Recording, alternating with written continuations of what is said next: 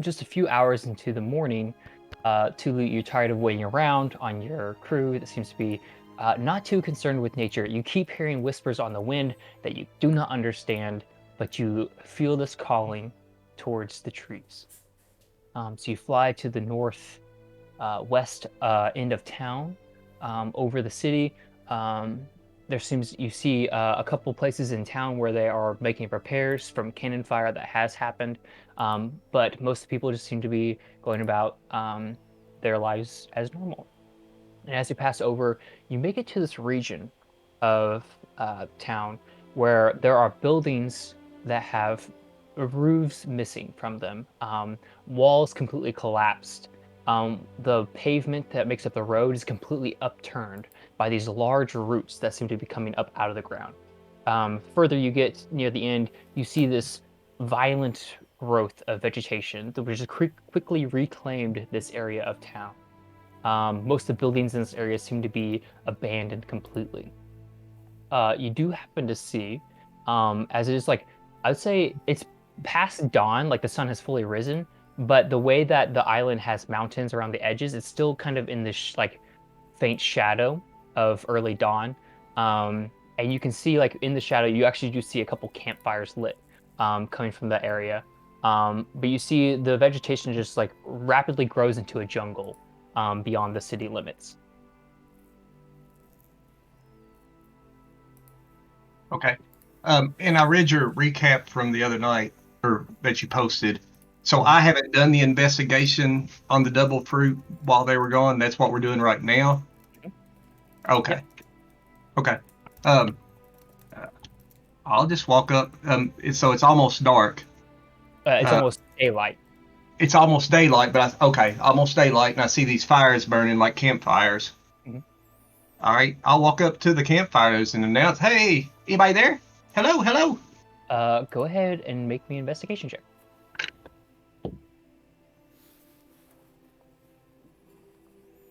10. As you begin to call out, looking around, you notice the buildings immediately nearby. What used to be this city street, or is where you see the campfire in the center of the street. There are these houses nearby. You see doors are just left ajar, and inside there is just like what you would imagine like a normal kitchen would be. You can see like perfect left perfectly fine. As you would understand that whoever was here left in quite the hurry. As you look around, it looks like this place is abandoned quite rapidly, but you do see over the campfire, you see a large pot with a lid on it, cooking something. It smells pretty sweet. And beyond it, you see this crouched figure um, wearing like a thick, heavy cloak, and you see these little arms stretched out, holding what looks like a fishing rod, but chain at the end of it that is holding some type of sausage over the campfire on the far end. And how far away am I from them? I'd say probably 60 feet. I kind of start walking up and say, "Hey, little fella, how you doing? Don't be mad. Don't be scared. I'm Tulu." Quickly, the figure turns to you. The first thing you notice are these big, bulging yellow eyes with these tiny little black pupils. Between the eyes sits this long trunk, almost like that of a tapir, that kind of gets uh, brought up by this lower jaw and like kind of curled up and then released again, almost like a small elephant's trunk. These large, almost animalistic teeth open up, releasing this little forked tongue, and it says, "Welcome, welcome. There's plenty to go around." And it kind of scoots over and gestures to the stone sitting next to him. I start skipping, and I skip right up to him and sit down and just pat my leg like, "Well, thank you very much. Where's There everybody at? It seems like everybody left. It seems like there's more people here, and everybody just left all of a sudden. I know I'm scary, but I ain't that scary. Nobody should have just ran because I came up here." Yeah, they've been gone for a few days. In fact, I haven't seen anybody in a while. Um, what brings you this to this side of town? Well, I was just kind of, sometimes I get bored. Tell you the truth, and I'm just out messing around, and I just came to see what was going on with those devil fruits. To see what, I heard they're having trouble up here. He like looks over his shoulder, and as he does, he kind of reaches out his arm to like shush you, and he looks and he sits perfectly still for a moment. He turns back. He's like, "Okay, I think we're good. Oh, this is ready, by the way." And he opens it up, and it's like this really large, probably like a 1 foot sausage that is in this perfectly burnt seal of whatever the intestine that was is cooked in. And he takes this little knife and he cuts it open, and this steam just envelops out of it, and he hands you half of it. And begins to just take his trunk and just messily get grease all over, and just makes all kinds of nasty slurping sounds as he devours his end. And I pick mine up carefully, and I'm blowing on it, and I start nibbling, real carefully on it. It tastes like the most dry, burnt sausage you ever had. You've never had sausage that was so oddly dry for as greasy sausages. I looked at him. I say, well, "What's your name?" My name is Owen. Owen, this is some of the best sausage I've had in a long time. I tell you what, you are such a master chef. You ought to be proud of yourself. Do you do this for a living? Do you cook for a living?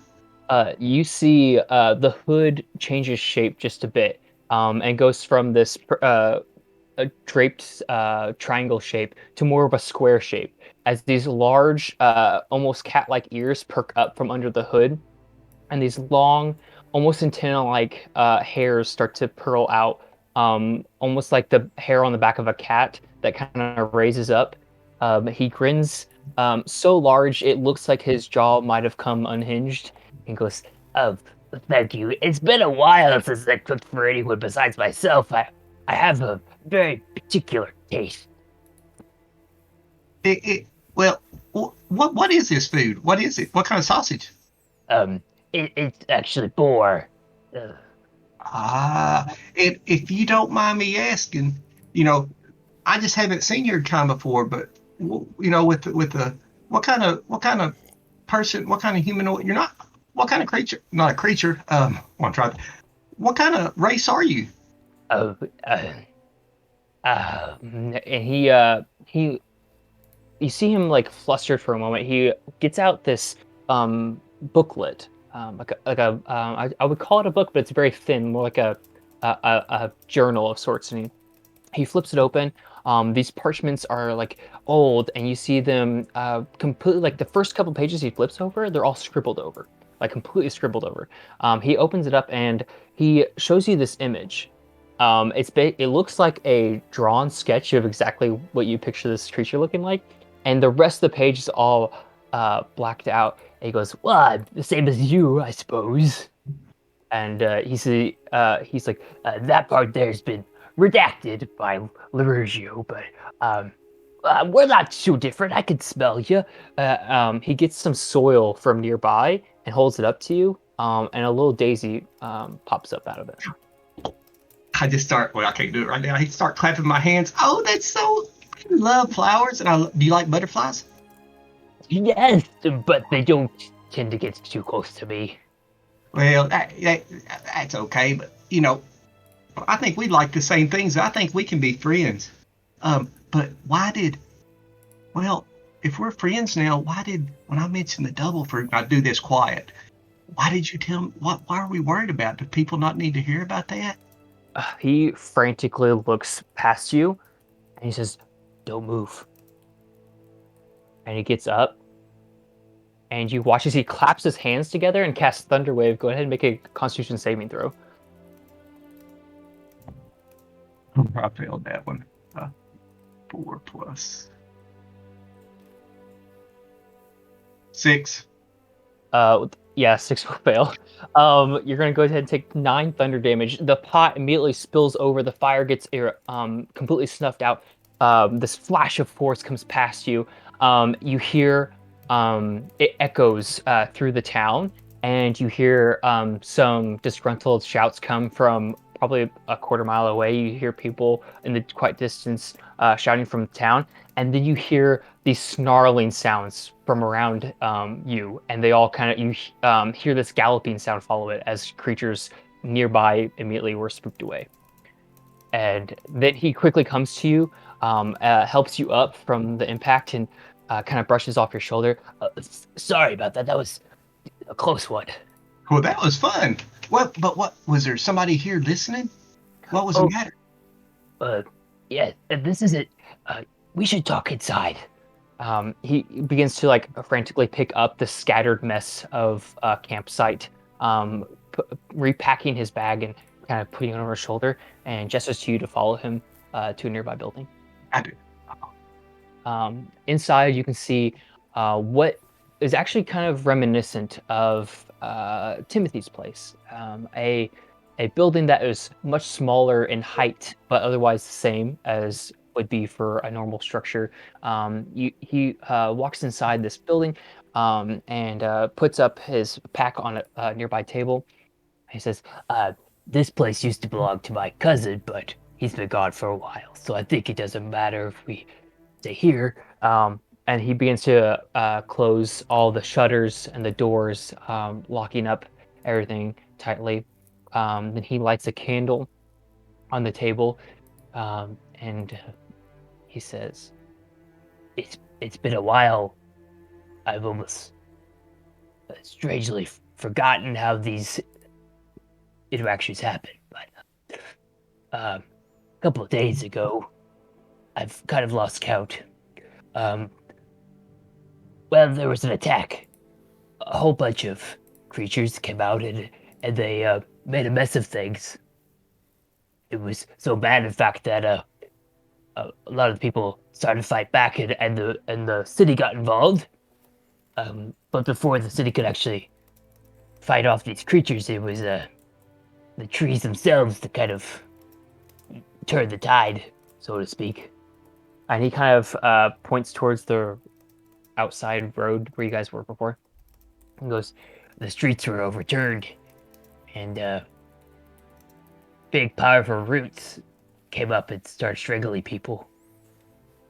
Of course, folks like us are the ones that get accused of manipulating the trees.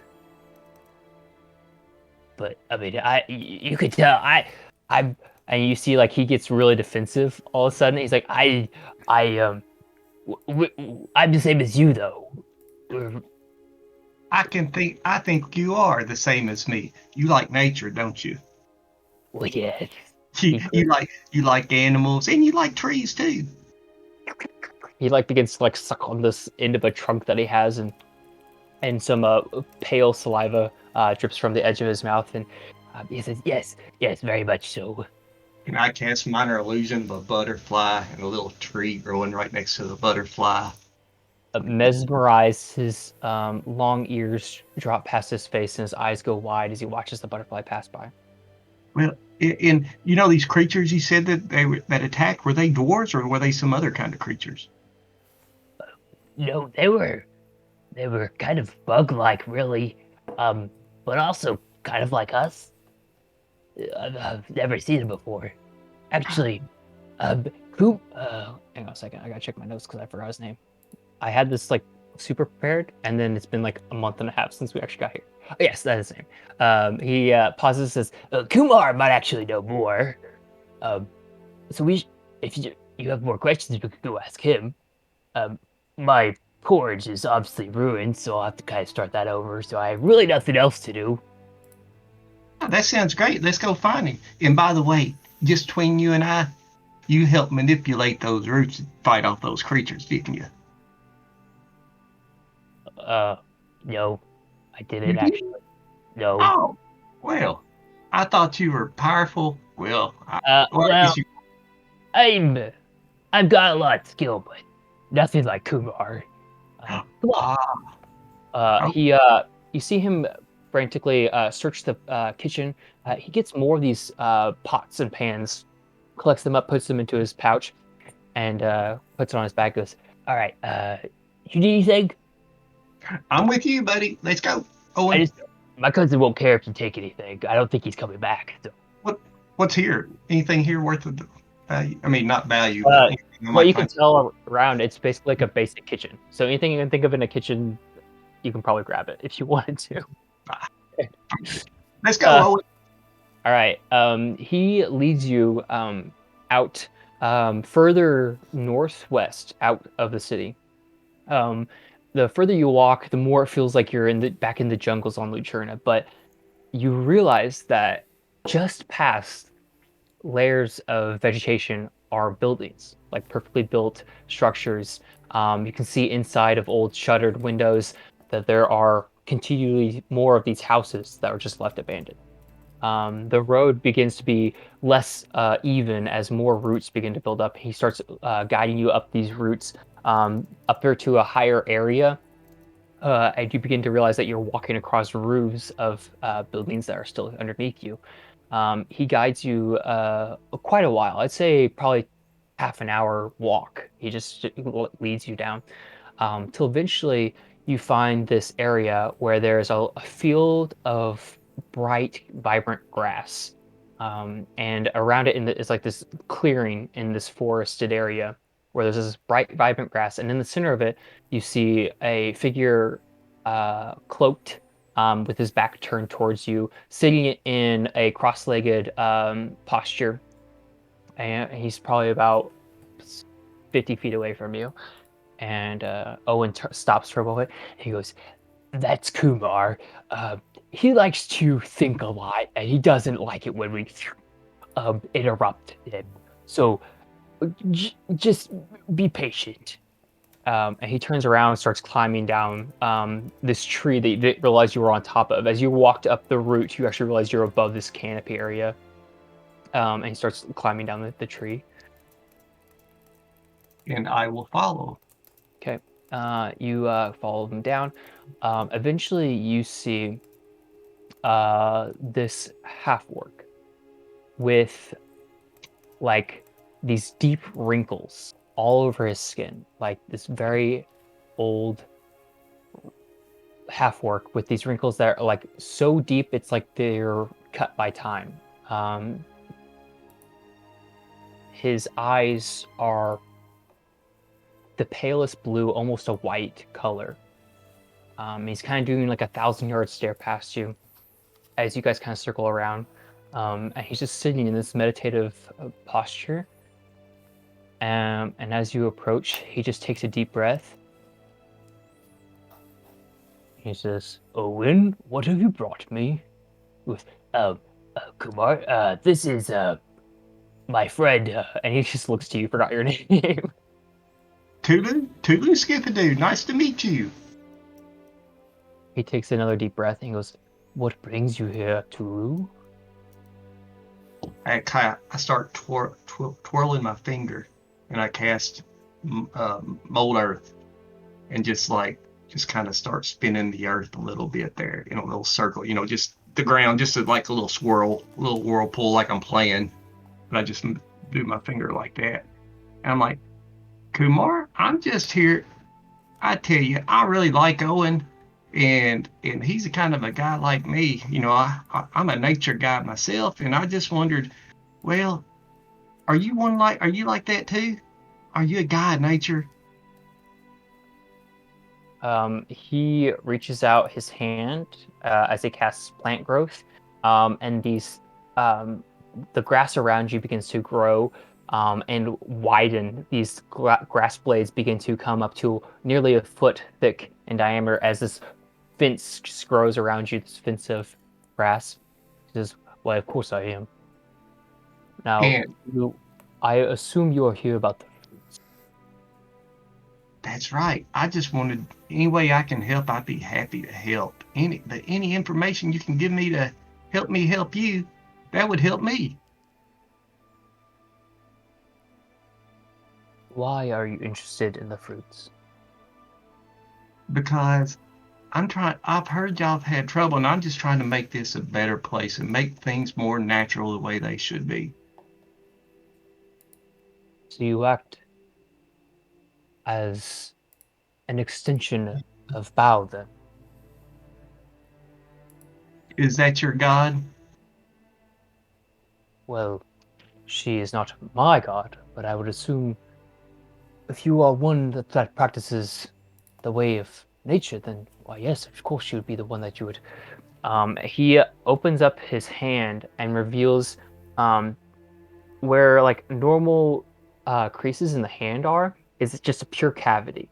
It doesn't look like a wound or anything like you've seen before. It's just like a cavity, like a dark blemish.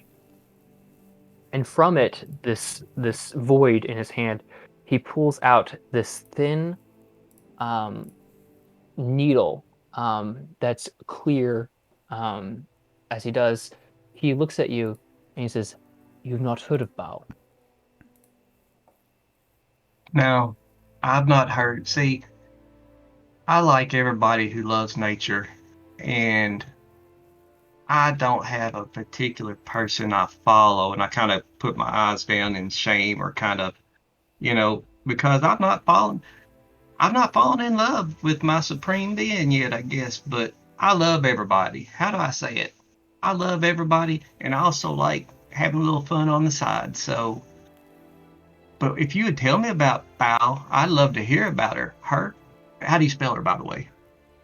It'd be Bao. Bao. Um, he takes this needle and begins to slowly write in the air. And as he does, following it is this gleaming strand of silver light as he writes on the air. And he writes out a poem that is in. Do you read Sylvan? Uh, yes. He writes it out in Sylvan, and it's a poem that you remember singing with your gnomes back home, but you find it odd that it's written in Sylvan instead of Gnomish, and it talks about pain and thistles and blights leading to flowers and also the death of flowers, but the death of flowers leaving a new bed for new flowers to grow. And the circle of life, but like talking about how sometimes it happens easily and sometimes it's very difficult. And maybe Tulu, you had never thought about it beyond just being a song about flowers. That's all Tulu cared about. But once you see it written in Sylvan, it has this whole new meaning of depth and a profound nature to it that I think maybe Tulu maybe still understand, like begins to understand. And he says, "You speak as if you don't know Bao, but you do have members that you follow. I've seen you following the large blue fellow who is just and kind." Are you But talking about? Are you talking about Kuroki? Or are you talking about? he Okay, just okay. he nods with a smile. Well, I was asking out of character. Sorry, I did. When you said the big blue fella, I couldn't get the context of if you're talking about another person or what. Okay. Um, I'll look at Kumar and I say, well, I tell you the truth. Where I'm from, Kumar, it's a good ways away from here, but I've heard this poem before, and I probably know Bao, but just not in the same context, just not in the same way you do. I mean, I probably know her, but I didn't know I knew her. Does that make sense? I may have known her under a different name, under a different feeling, but I think it's the same person that we know. Owen next to you sniffles for a moment and says, Yeah, you could say uh, she's turned a new leaf or something. That's not Latin. Kumar grins like a patient grandfather, and then turns back to you, Tulu. And he says, "About Kluroki, then. Yeah. I've seen his frustration with the slavery of the primordials. Mhm. Do you not fear, do not feel the same burden about such matters?" I do. I don't make between you and I can talk to you two, and I can't really talk to Kluroki like this because you know, he's not a nature lover like we are, but yes, I feel that burden, and I want to make things right, and we want to help any way we can. I think we all do. It's not just Kleroki. There's a couple other people. You know, Oh, and by the way, I was going to tell you earlier when you had that book out, you did those writings and those drawings, right? I was going, yeah. Well, I was going to tell you, you're pretty smart, and I can already tell you're smarter than a lot of guys in my group. Because I got this one guy named Floki. He ain't that smart, and he couldn't write that stuff like you did. You're just brilliant. Just to let you know. And but yeah, I, I feel that Kumar. Yeah, the slavery. You think we ought to try to fix? Do you have any suggestions on how we could handle that? How we could fix that? I would simply say, open your eyes. If you are bothered by that, there is much more that you seem to ignore. In fact, you all seem to be slightly disgruntled by such a sight, but cared not for the orcs that carried such a heavy rocks and stone past you. I watched as you have grown biased to see what you wish to see and to ignore what you wish to ignore. And that's why I chose not to approach you. But now you have approached me, so I have no choice but to show you the truth. And he waves this needle over the grass, and this area in front of you, all the grass quickly dies and fades away. And through the illustration of growth and death, he begins to show you, says, there was once a powerful mage like us in the practices of Bao who created a farmland. Now the farm was purchased from the Fae, and bared powerful seeds. These seeds were a gift, a sign of community, a sign of a strength, a sign of nature. But slowly, over time, there became this fellow named Larugio. Larugio cultivated these powerful seeds, created an agriculture that these seeds were never meant to follow. This created the production of what has been known as the double fruits. Fruits that are 5 times the nutritious value and also have healing properties. Some say that the Fae and the Elves have always known the power of longevity, but it's actually through the manipulation of nature itself, through the preventing of death, that creates this longevity. Larugio has committed an error in his process, because he was not in complete control. This was actually the Silver Moon Emperor that owned everything. And once he saw the promise of Larugio's work, he tripled it. The worst part is the soil has grown faint, weakened by such use, but it has also attracted a terrible blight. And you see Owen next to you begin to be super nervous, just like anxious as can be, sniffling 5 times as much as normal. And he says, this blight has come from another realm, and it will not cease until the double fruits are put to rest permanently.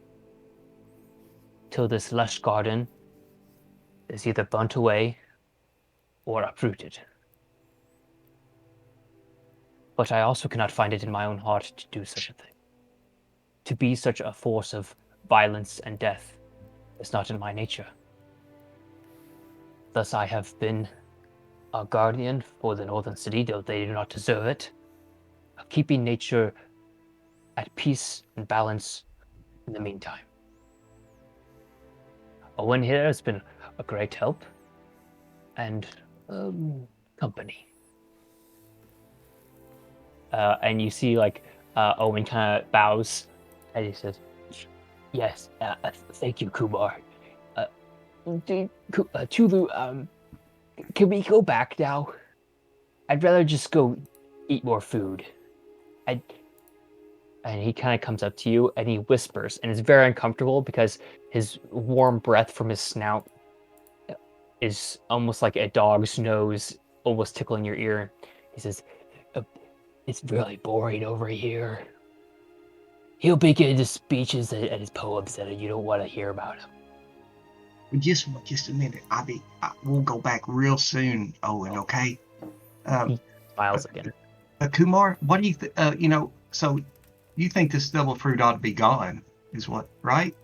I mean, you think He the nods creation of this devil slowly. fruit is a bad thing? What do you think we ought to do about it? He nods slowly, and you see this look of sorrow. He says, "The double fruits themselves aren't the problem. The problem is the blight that's been caused by their presence.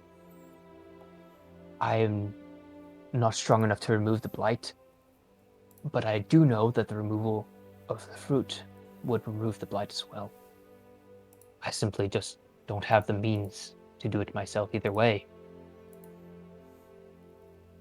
How could we find out more about this blight? Because maybe me, along with my He amazing party.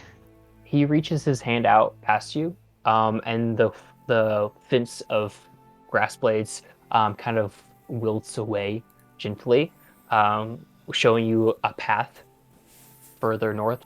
And he says, "If you wish to see it for yourself." Okay. Thank you, Kumar. I'll probably come back and talk to you another time. He nods. I'll go walking towards the where the blight is. All right. With that, we're going to cut back to the docks as Kuroki is beyond drunk after getting an entire bottle of Troll's blood consumed. On the deck, what's Floki doing? Another success for the Twilight's Revenge Company. Another job done. So you're just gloating, I'm just gloating. I'm just relaxing. basking in all of the glory, which is a vomiting Kuroki. Yes. It is Well, his natural state. what about Feghrin? What's Feghrin up to? Where is Captain Tulu? We don't have any time to spare. We need to set sail and get our crewmates. Gods, what if something's happened to him as well? I think he didn't he fly off? He had something to do. Aye, we've since went to Mudport and come back. The sun is starting to set. And another day without our crew members. You know what we should do? Not ideal. We've got these gilly bottles. We should give them to each other. Wait, would that work? I don't know how gilly bottles work. I admit I think it's beyond me as well. I think, a gilly bottle that Rhonda has the pair of, so we can communicate. Rhonda nods, and she kind of steps forward to the middle of the deck. She's like, "Gilly bottles are usually linked together, or made in large batches. If I had some spare jewels, I could actually make more. I know how to do that. My mom taught me. How many jewels? 500 gold worth per bottle. It's not an easy process, and you kind of need the fine jewel to make it work. You can use gold as a substitute, but trust me, they're not the same." Oh, no. What's, the pixie's name? The little... Key. Key, thank you.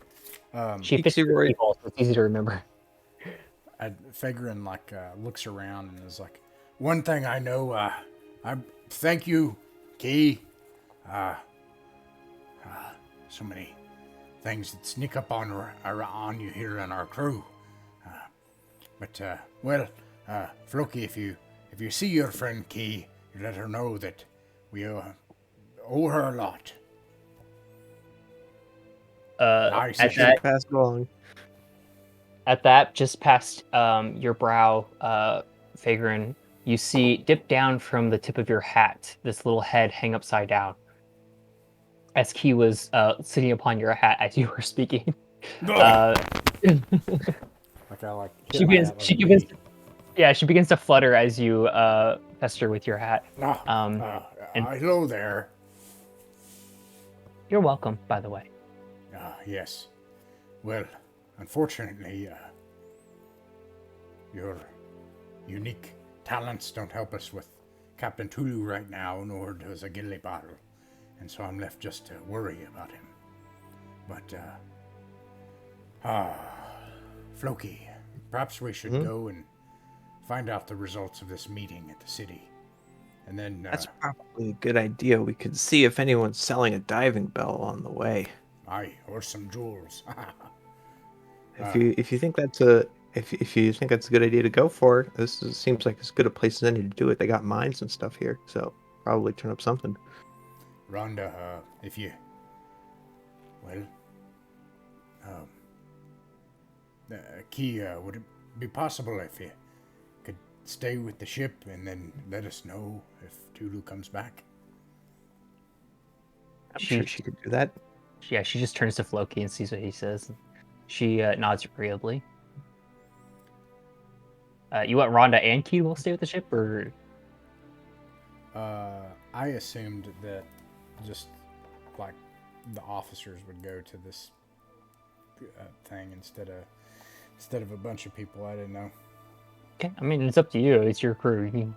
Yeah, You can take 8 lackeys or leave them all behind. I really don't care. We'll leave them all behind, just like in Okay. Star Trek. We'll take the most important people and put them in the highest amount of danger. We haven't buried the barrels yet either, so we need our ships guarded. Rhonda says noted. So you guys begin to. Which way are you guys going? Are you just heading uptown? I mean, we've never been to like the town hall, but Right. I'm assuming that we go to that what do you call that? Hawks' office? The what? Are you heading to Hawks' office or Valcrone's office, or Yeah, are like you just? Valcrone's office, because he seemed like a functionary for the city.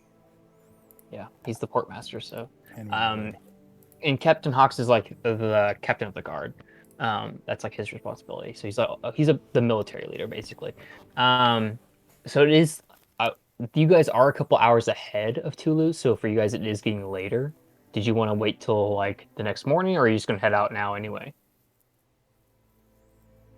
Wait, what time is it? Also, what's the weather like? For you guys, it's like 7:30 at night, and it is well, now that the sun's setting, it is very cool and with a lot of wind, pretty windy and cool, but otherwise clear.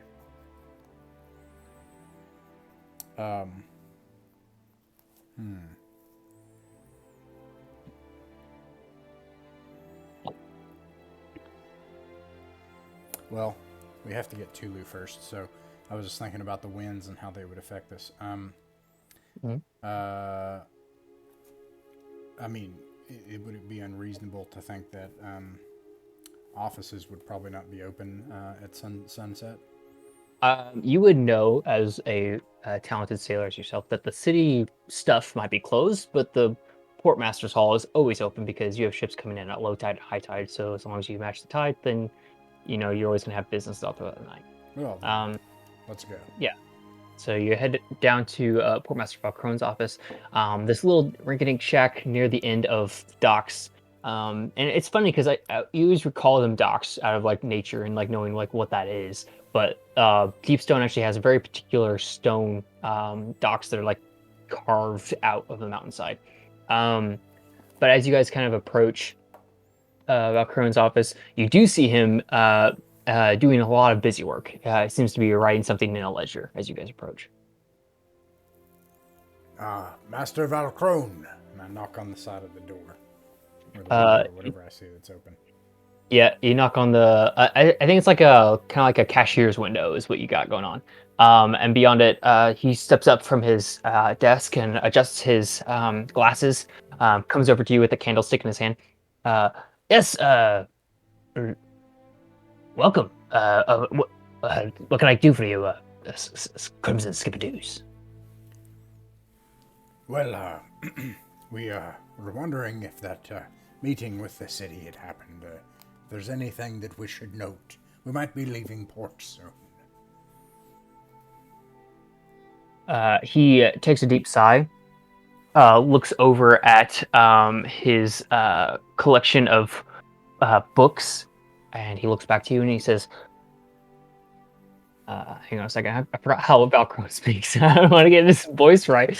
But yes, he says, there has not been any word about Captain Hux and the meeting. In fact, I've been expecting him for over an hour now, and he has not returned. He's actually left a lot of his responsibilities to fall to me, which has been quite the pain. The changing of the guard shift and everything has been pretty annoying, he says, with a squint. He begins to fill out something real fast, and he hands it to you. He says, here, make it official business of your own to go find out what's going on. I see. Well, you have many responsibilities. Captain Floki, I don't see any reason we should keep him. I was hoping to ask real quickly if you knew where we might procure a diving bell around here. If there is anyone who would sell such an item. There are lots of oddities down the alleyway near the big tree in town. I would check there. There is probably a store or two where you can find whatever it is you want. All right then. He nods agreeably, and he shakes the piece of paper at you again, Feghrin. Of course. Sorry to disturb you. Have a good evening, and best of luck with all of this. Aye, and do return once you find out whatever it is. Aye. What's the paper say? You open it up, and it's been stamped by the portmaster. It's got like the official seal on it. And it says, hereby authorize the following, and then it's got like a blank where you can sign your own name, and it says to have access to city council hall, and it's basically just like a ticket into the city officials area. All right. Well, oh, sorry. He just turns, mumbling to himself about all the work, and he begins to pick up a large piece of paper, like stack of papers, and says, I feel this dude so bad. I don't ever want to work for the government again. Oh man. He's here at the office at 7:30 at night. Somebody else has punted his duties off on him. Yeah. Oh my god. Big government vibes. Okay, I got to get out of here. Let's Okay. go, Captain Floki. All right, so where are you heading? To the city officials. Okay. You walk down. You immediately meet that choke point. You remember from before where they stop people from bringing copper any further. The guards nod at you, asking you if you have any copper again. No copper on me. Nope, I spent it all. They kind of chuckle and we hear that all. They let you guys through. You make your way further uptown. You begin to see most of the residences. They begin to be a story higher than the rest of the town. Now there's like a thick 8-foot high wall of bricks on either side of the street. That like there's like no doorways or anything on the sides of the streets. There's just stones, and everything's built a story higher. You also see there are like large balconies where people come out. You would imagine this would be like an area where there's like a lot of parades and stuff, where there are a lot of like higher ups that get to like have balconies to watch the parade, but like they're perfectly safe up out of the way where no one can bother them. You follow this area up until finally it meets this like T intersection. And at this point, you can see a large portcullis which is at the base of a fortress, for lack of a better term. And you can see two guards there. If you keep heading straight, the area kind of opens up, and you have these two towers that kind of come up, and there's like a bridge over them with lots of flowers growing over it. And if you go to the right, it looks like to be a continual street of the place you've been, like more residences up another story. Okay, and the correspondence does kind of hand us off to city officials, right? That's the okay. Well, Mhm. if that's the case, well, Captain Floki, what do you think? Should we crash this party and figure out what's going on here? Seems like we can. It does seem like why we're here. Do you want to write your name in there, or should I? Well, what I mean is, huh? Wait, what? You got a slip of paper that gives someone permission to crash the party, but there's no name. Well, We can write in whatever name we want. Do you suppose that this is any kind of trick at all? Why was Captain Hawks being delayed, you think? Well, probably bureaucracy if I had to guess. Aye, that checks. I write my name. All right, you write your name. Yeah. Which way are we going? You're at this teen intersection. Okay, right. Wait, okay, you're drawing it? No, you're not. No, I That's described okay. it to you. Yes, So yes. you head forward. You will enter some type of courtyard area. If you go to your left, there's an immediate portcullis where you see a couple guards Oh, standing. it's to the left. If you go to your right, there is like a continual street. Okay. Well, since Are there flowers somewhere? Yes, the flowers are in the garden in front of you. I'd like to pick a flower for Tulu. Hey, Okay. Jake, can you make a drawing of this as elaborate as the one that's showing on Roll20 right now? I could, but it I would take. thought I drew that, but I don't know. I You did. No, That's because he I was, can't. Oh, he was wait. poking fun at your drawing abilities. Wait, no. I don't think I drew it. That was yours. I got rid of mine. Oh, okay. Well, yeah. And My we were making fun of you, Ross, before you Yeah. got here because of the drawing. And it was Jake the whole time. Okay. Yeah. Welcome Okay. to our new Mythic Isles game. Whose penis is that? Exactly. Oof. All right.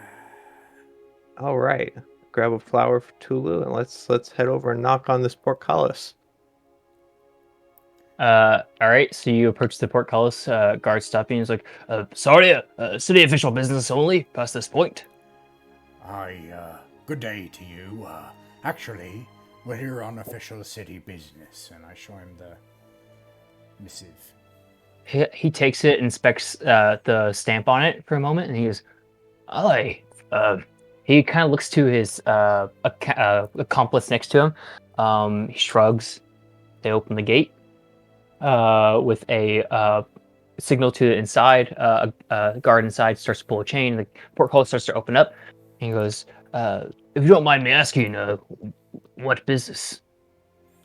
Well, we assisted the city in some security matters, and we're waiting to hear back from Captain Hawks as far as potential business arrangements with the city security. You hear a grunt from inside. He says, "Captain Hawks has overstepped his boundaries," Oh, and you hear another one kind of shush him. And he goes, "If you're looking for Hawks, he's on the third floor." aye. And they kind of lead you up to this staircase that leads you up inside this fortress area. All right. All right, you start waking your way up there. We're going to cut back to Tulu. Prior that morning, Tulu, as you begin to make your way down this this pathway, I'm sorry, you posted a spell in chat. You want to cast a spell? I will before I take a long rest. Okay. And I'm going to do it as a ritual casting. Okay. So I mean, if I'm getting ready to take a long rest, it doesn't matter. But whenever I get to that point, then I'll cast it. Okay. This would have happened. It would have happened right after the. So you're saying you're out of spell slots, basically? Is that what you're trying to? No, I've got plenty of spell slots, but Okay. Okay. So my point is, are you casting the spell now, or did you want to cast it later? um, I don't need to know the answer to my question right now. Actually, I'll go ahead. Okay, I'll go ahead and cast it because I'm going to hopefully I'll take a long rest here before too long. Okay. Uh, So what spell are you casting right now? Divination. Divination. All right. And in layman's terms, what's the spell do? Basically get in contact with a god or one of their servants, and I can ask them a question about some event or something that just ask them a question about something that probably will happen within 7 days, and they'll give me a response back. I mean, um,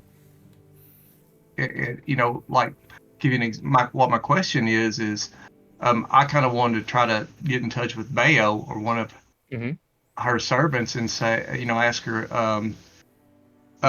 if she, as far as her guidance, would she prefer us to try to kill the blight, to remove the blight, and if so, how difficult? What's some kind of how do we do that? All right. Versus destroying the double fruit. As you begin to cast a spell and you're ritual casting it, so it takes you a moment. The flowers and vegetation nearby begin to grow older, but not in a decaying way, in a way where they ripen. The nearby grass begins to grow long and turn gold, and seed pods begin to grow up. All the vegetation begins to ripen with age and begin to come to its true fruition. As you cast a spell, this warm light kind of encircles you, and you see this visage of a lady draped in sunflowers, and her face is invisible. And like the more you try to focus on her face, the more you see past it. But if you go down to look at the flowers nearby, you see glimpses of this almost sylvan jawline and these long eyelashes which drape across her eyes as she speaks out to you to answer your question. She says, Tulu, act within the best nature of your choosing, and I will do my best to make sure that little harm is done.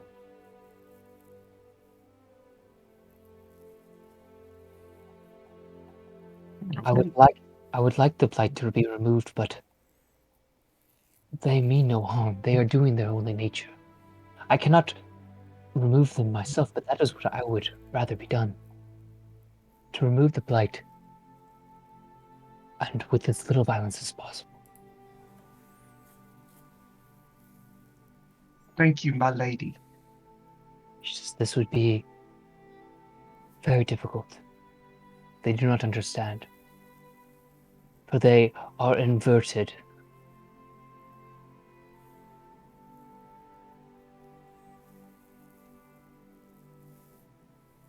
They are inverted. Mm-hmm. Okay. In the way I read the spell, I don't think, I don't get to carry on a conversation. I just get to ask the question, I get an answer, and that's it. So Yeah, but if you want to cast it again, I mean, you can ask as many questions as you like. It's a It- pretty powerful spell, so. and it gives a 25. You read that about the 25% chance of failure if I don't take a long rest. So okay, I'm done. Okay. The vision fades, and the nearby vegetation seems to stay the same. Okay, neat. So when he opened up this kind of barrier pathway through the vines and everything, what do I see past that? Do I see like an area? You see nature in like its fullest form. You see like a wild jungle before you. Tulu starts scratching his head. So Tulu starts talking to himself. Tulu ain't the brightest guy in the book. I can't even say that phrase right. That tells you how smart I really am. But anyway, I don't think I'm not just going to go wandering out here. I'm going to go back and try to find my. Well, I don't even know where my shipmates are. I guess I better go back before I wander too far in here. Yeah, that's what I'm going to do. I'm going to head back to town. Okay. How do you do so? But I make a mental note of how I got here. That way I can find my way back. All right. How do you leave? The way I came in. Okay, so you're just gonna go on foot then and start walking that way back the way you came in. Um, I was asking. Like, I didn't know if so you have multiple ways because you're the one character that has spider climb and a broom of flying, so you can leave however you like. That's right, but right now, aren't I kind of in a foresty area that I can't take off flying? I mean, it would be kind of difficult, but if you climbed up a tree, you could probably leave that way too. I'm like, there's always possibilities of different ways. I wanted you to know you still have like agency to leave however you want. I don't want to make you like go back the other way. Like you want. Okay. Well, in that case, yeah, that's what I mean. I'm all about getting back and sleeping. Tulu likes to sleep, so I'll try to. If I need to climb up a tree to get out of any type of forest canopy or whatever, that's fine. Okay. But then that's what my intention is to fly back. Okay. So solidify this in stone before I adjudicate on this. Do you want to go on foot or do you want to try to fly? Which way are you trying to leave? You're piquing my interest. I almost want to walk back now. But no, I'm going to try to fly. Okay. As you begin to climb up the tree branches, you start to hear sounds of wild birds. And for a moment, you have a flashback to the bird monkeys that attacked on Luterna. But as you look around, every bird you see seems to be a normal bird. You mount atop your flying broomstick, and as you go to take off, you notice a jerk, a stop rapidly as you look back, and a tree branch has wrapped its branch around the end of your crook. I pat the tree branch on its hand and says, "Now, why do you want to do that for?" You hear that sound, like the whistling wind pick up again, and you hear a almost thunderous, loud cicada call from behind you. And you look, peering out of the tree, is this creature that stands maybe a foot taller than Kluroki. These large, elongated, insect-like eyes on either side of its head. These large, bug-like mandibles dripping from the bottom of its face. It kind of reminds you of the beetle you saw in your dream, but much weirder. As these long, almost ape-like appendages begin to come down from the branches nearby. You notice that the branch that was attached to your crook isn't a branch at all, but like a chameleon slowly changes it to match this rest of this bug as it begins to pull you closer.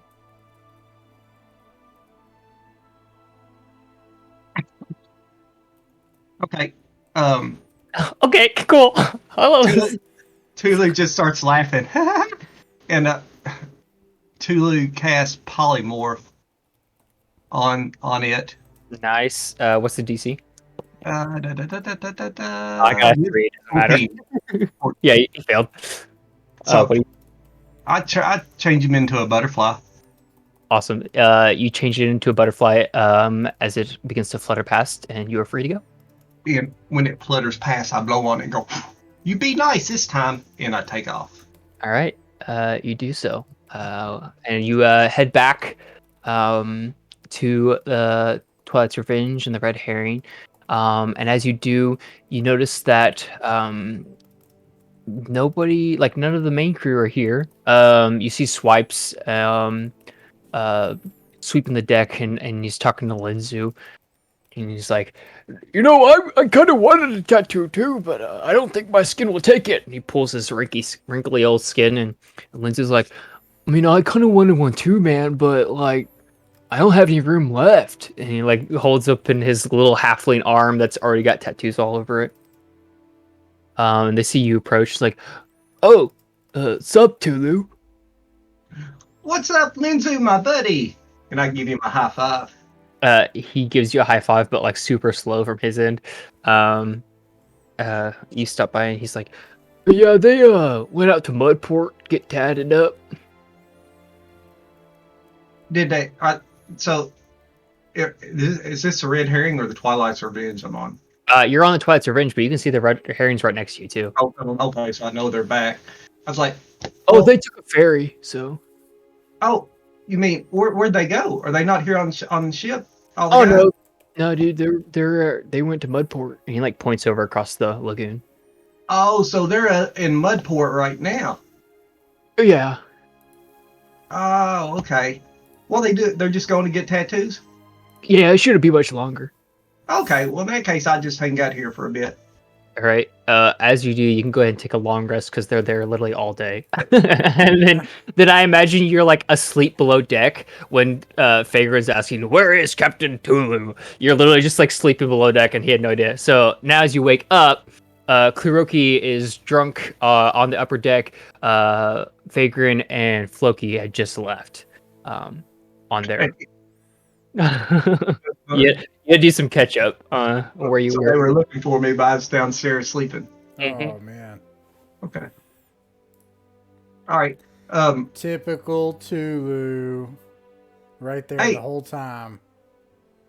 What as the crew came back, I go back up on top and I'm like, hey, as a Feghrin and Floki and Kliroki came back, or Kliroki's is, do I know he's here? Kliroki puts his hand on your shoulder and is like, "Oh, they're back." And trust me, I hope I never see Floki again. He's gonna get it. And he just turns over and just pukes over the side of the ship.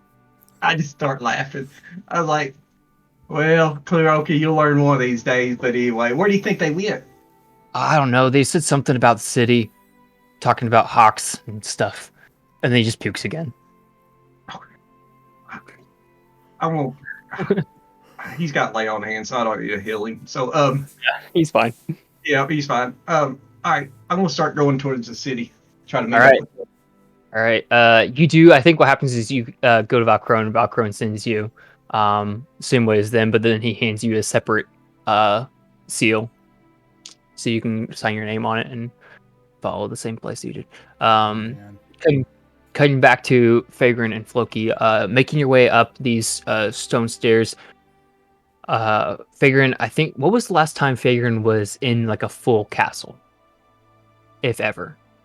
The last time that he would have been in, and the keywords there, a full castle, would be when he was tossed down at the feet of the king of Malasar or whatever. Oh yeah, Felingrad's palace. Stalingrad, yeah. So that would have been quite the ways away. So maybe you're feeling a little nostalgic as you hear your boots slap against the stone, but not in a nice way. You finally reach the third story, and you are met by a huge crowd of guards, similar to the way that they were crowded in the streets days prior. You see this crowd of guards. You have to kind of wedge your way past all these people until eventually you see Hawks standing amongst the crowd. And as he notices you, he stands about a head and a half taller than the rest of the crowd. He splits the way and he's like, "Oh, Feghrin, it's nice to see you again. Floki, oh, what brings you up here?" Well, actually, Master Valkrone sent us. We were about to leave port, and so we had wanted to hear if there was any news. But, Valkrone was concerned, and so he sent us to check on matters. Oh, yes, I'm sorry I've not, the council meeting was adjourned. It seemed that, the attack on the bay was nothing but a ruse, a distraction. These pirates' real goal was an assassination. Lord McRoix has barely made it out alive. It's unclear who it is, but my number one suspect is one of the royal houses. These noble families have become quite erratic with the ending of their double fruit profits. And I assume that it is just a ploy. These attacks are no more than hired thugs to make a distraction for this assassination attempt. However, I am pleased to admit that he is alive and well. My work has become to be quite tedious. I do apologize to Valcrone. You must let him know that. He's probably quite cross with me. He reaches in his pocket and he hands Feghrin a spyglass. He says, "You can give him this, and say it's well earned at this point." A spyglass. Incredible. Yes, of course. We'll give that to Master Valcrone. I'm sure he'll appreciate it very much, but it seems understandable. An assassination. So, not even just a conglomeration of pirates, but a house has moved against the city as well. Somebody of great power is behind this, and I will find out who. Gaz, out of character. It's, oh crap, I can't think of his name. It's Tulu. No, I'm just kidding. It's definitely it's the slime dude. Oh god, I would never trust a dungeon master again for the rest of my life if that happened. I Sephiroth? would be Sephiroth. shocked. Oh, Shocked. No, not Sephiroth. He ain't the slime slime dude with the monster. dirt. We are literally his only friends. He couldn't possibly have done it. I know. My dark soul that thought such a thing. Anyways, okay. Well, I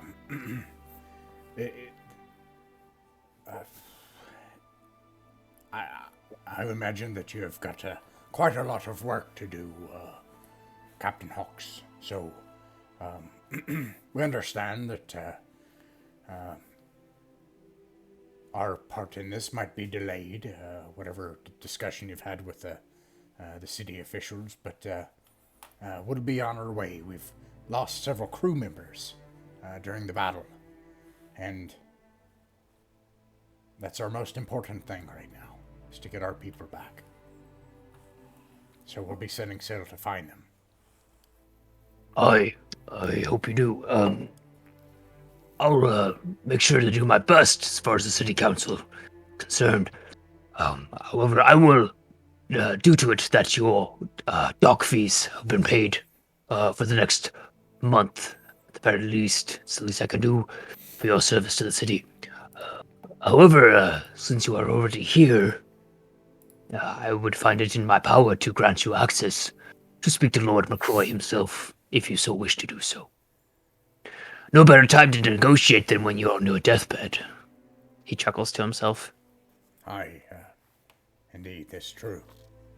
Well, I looked at Floki and I'm like, if,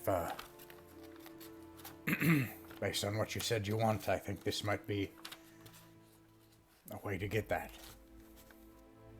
I could disagree, but I don't know what I'd do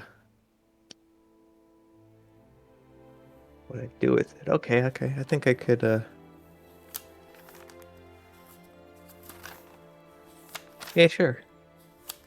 At this point, Tulu finally makes his way, following the instructions of the guards. Make your way up to this upper floor of the castle, and find your way past all of these guards. You stand just about waist height of most of them, ducking through the legs of a couple of them. Finally, find your friends talking to Captain Hawks. Feghrin, Floki, what y'all been up to? Oh, Tulu, I'm so glad to see you. Did you miss me? I did miss you.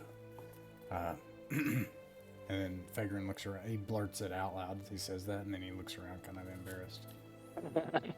You get an inspiration for that. Eh, eh, well, that's okay. A lot of people miss me, but I tell you what. I tell you who doesn't miss Floki? Kluroki doesn't. I don't know what. Did y'all go out? Did you get him drunk again, Floki? He is improving. His alcohol tolerance is getting better, as is his tolerance for fun. Aye, we got him to get a tattoo as well. Y'all, that Lindsay was mentioning that y'all got tattoos. We did. Yes. Not everyone, but a few people. Well, I hold up my little arm. I'm like, huh, I didn't get one, but that's okay. Maybe I get one some other time. But so what y'all up here doing? You know, just quick on Kloroki, I was thinking that, well, we've gotten him to really kind of get used to the crew and get used to sea life. He's gotten quite hardy, you know. I think he's really coming to like the sea. And well, our crew members, there's some conflict, Tulu.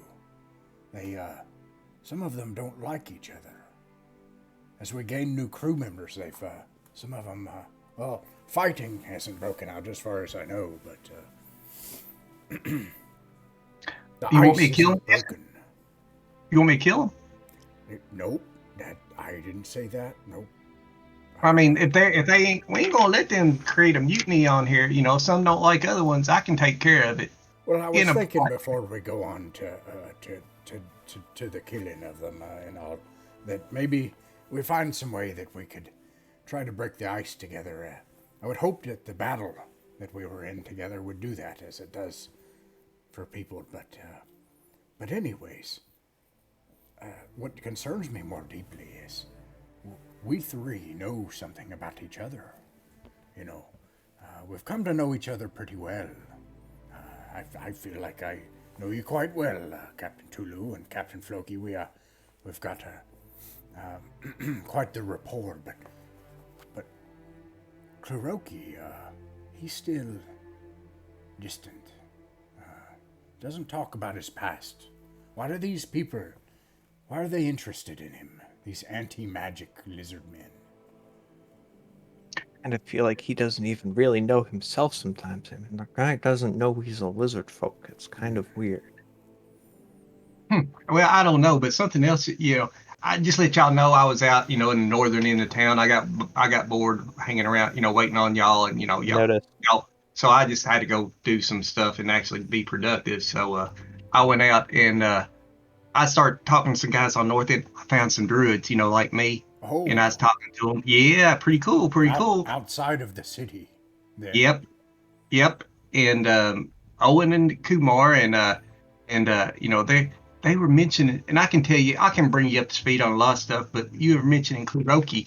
Well, Kumar, he said he's been following us and kind of watching us, but he said, the slaves and stuff, when we saw those slaves that one time, and we were kind of talking about them. Yeah, Those are Kuroki the- almost did a murder. Yeah, Kuroki, he said that really bothered Kuroki, and he said Kuroki's got a good heart. But he said he didn't know that the rest of us did have a good heart or not. And so he didn't approach us. Kumar didn't. But Kumar says, we only see what we want to see. But he says, Kuroki's got a good heart or something. And so I don't know. Just keep that in mind, because I think he likes Kuroki. And I think he wanted the slaves, to be taken care of and all that. But, you just mentioned Kuroki, and other people are taking notice of him too. And they're taking notice of us. But I didn't get, he said, we only see what we want to see. So Okay, maybe we now need to open our eyes more. I have an idea, and I'd like to put my hand on Tulu's mouth and then look around at all the guards. Yeah, And all the say, guards have maybe- been like completely. As soon as you talk about murdering each other, they are freaking out. But I think Hawks has started to shoo them away too. He's like, "This is no business of yours. This is Let just pirates be pirates." pirate business. Have you never seen a pirate before? I'm looking around. No, I'm not. Actually, Yeah, Feghrin's never referred to himself as a pirate. Yeah. Sorry. Anyway, so Hawks has mostly shooed them all out of the hallway, though he stands at the other end of it, awaiting your response, whether you're going to want to have presence with the Lord or not. But anyway, continue, Floki. or why Floki's thinking when he puts his mouth over Tulu. Of course, Tulu kind of bites it, not too hard, but just bites it. Just a little nibble. just like a Nice friendly try. nibble. I've been hardened to gnome bites. Ow.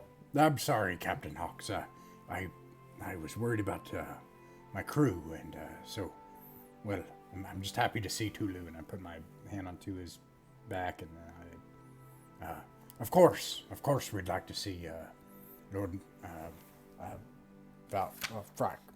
McRoix. I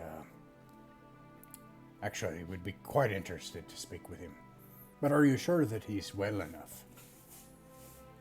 He chuckles to himself. He's like, I'm sure that he's not. What was the nature of the assassination attempt, if I could ask? He Was he pauses. poisoned or like bleeding or?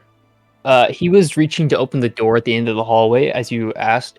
He pauses with his hand on the handle, and he turns over his shoulder and goes, What would your guess be? Tulu Poison starts crossbow raising his bolt. finger. It wasn't me. Just so Oh. you know. What'd you say, Floki? I said poison crossbow bolt. He chuckles and says, "Close," and he opens the doorway. As he does, this is like a longer hallway with no windows, and it's fully nighttime at this point. He lights a torch off of the wall nearby, grabs it out of the holder thing, and gestures to you all to follow him. He leads you down this dark corridor, and you meet these like large double doors at the end of it. Opens those, leads you down another corridor where you basically just go down a sequence of doors that you would know would be used as like barricades in the case of like a siege. And he gets to this most inner sanctum of this place. Opens one more set of double doors. You feel this bright or this chilling breeze of cold night air almost takes the torch out as the windows open beyond at the other end of this chamber are letting in this bright moonlight to this otherwise mostly empty room besides this large bed where you can see on the bed is resting this pale blue tiefling who sits in a almost upright position on a stack of large overfluffed pillows with his hands folded over a book. Notices you all walk in. He reaches with his left hand for some type of tankard, almost spills it over a little bit, and then frantically looks towards you all with a squint. Um, and Hawk says, Lord McRoix, I'm sorry to disturb you, but I tried to mention before this is very urgent. Here are the Twilight Revenge Company. And they saved a lot of men. And they can save a lot more. And I believe Captain Feghrin might have some words to say with you. and you hear a faint whisper in Infernal. Do any of you speak Infernal? No. You speak. It's like a harsh, guttural sound with a lot of hissing in it. Lord McRoix or Hawks bows pretty deeply. He says, I understand. I'll be just beyond the doors if you need me. he turns to you, Fager, and he says, He asked for some privacy. and he hands you the torch, and then goes past you, and then closes the doors behind you guys. So now you guys are kind of in this bed chamber with the tiefling. Lord McRoix, Feghrin Fairharbor, it's a pleasure to finally meet you.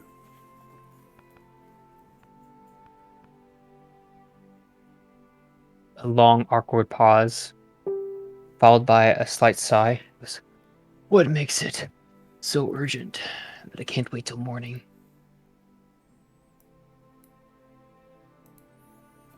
Well, Um, if I love it because Hawks is like, "Hey, this is really important," and Fagrin's like, "I don't know what makes it so important. I guess we're just people." we're gonna be on our way soon. We have from the attack, some of our crew members were kidnapped, and we gotta run off and rescue them quick as we can. So we might not be here, come morning. And Tulu wanders up towards the bed and kind of gets down on his knee, kind of leans up against the bed, and puts his elbow on the corner of the bed and says, "Are you okay? Are you sick?" He turns towards you, and you notice as he does, the moonlight finally hits it with the faint flickering light from Fagrin's torch, that he's got this bandage over, it would be the left side of his head. And you can see like covering where his ear would be. This whole left side of his head is bandaged up, and he goes, "I'm doing better. Thank you for asking." And he, as he does, you notice like a couple of drips of blood coming out of his mouth, and he slowly wipes it away, and he goes, "They won't win this." and who is they?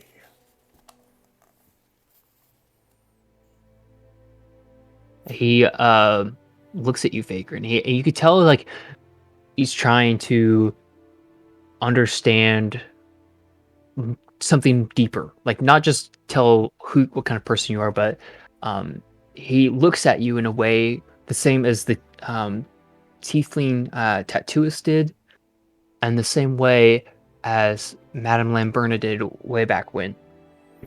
And he looks at you with this deep stare that makes you quite uncomfortable, and eventually says,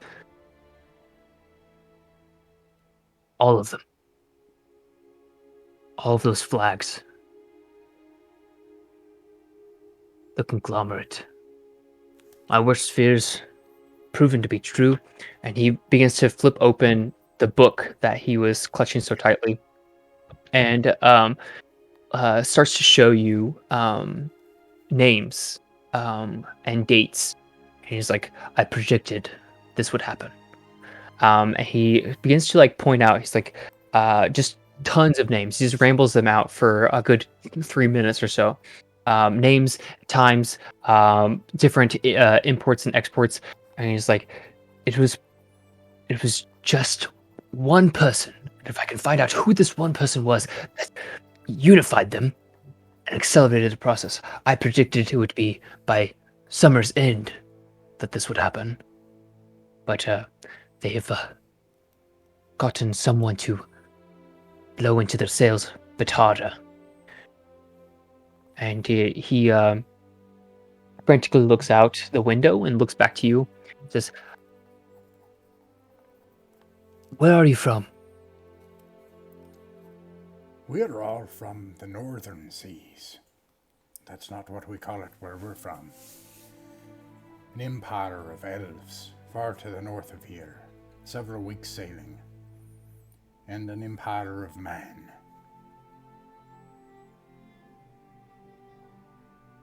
Odd. I've never heard of such places. No one else here has either.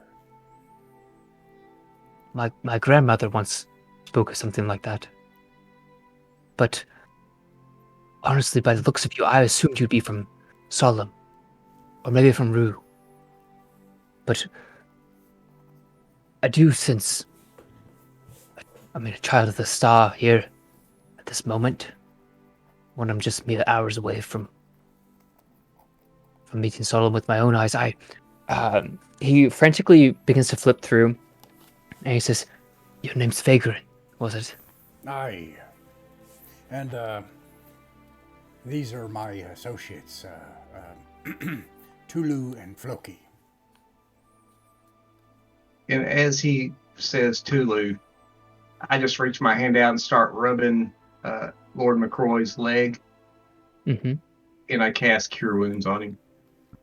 As you do, you notice his leg gets a bit longer, and you see this. Try to describe this. Basically, you notice that his leg was missing, and you kind of replaced a part of his leg. And he grimaces. Thank you. Um, Looking back to Feghrin, he says, "I didn't predict you'd be here for another 3 years. Odd, but I am glad, especially with recent events, that this is happening." Um, he looks to Floki, and you notice. Actually, Floki, I need you to give me an insight check real fast. Alrighty.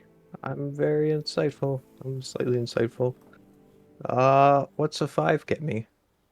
Um, a 5 gets you nothing. How is Awesome. Floki feeling right now? Really flustered and kind of just like it was sort of sprung on him, and he's not 100% sure what to do here. And then this guy's going on about his prophesying, and Floki's like, "Oh my God, he's crazy," or maybe not. I don't know. I'm out of my depth here. Yep. I'm glad that the player and the character are completely synced in that matter. Um, he looks to Floki with a nervous glare, and then looks to Tulu as you are healing him, and then he looks to Feghrin. He says, "It's an odd bunch you have." You said you were expecting us. Are you some sort of a prophet or a diviner or a seer or something? That's incredible. We've never met before.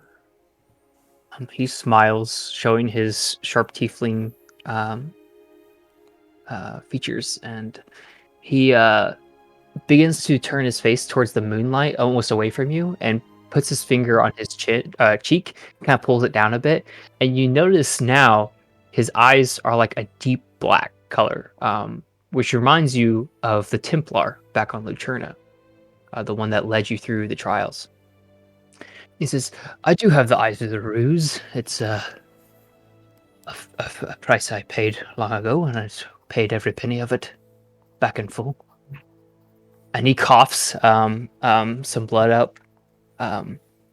He says, "I did a watcher, they call us, seers beyond. But without the eyes of the ruse, it's very hard to tell what's his dream and what is truth." He coughs up some more blood. What were we gonna say? Lord McRoix, you speak of banners. All of the banners.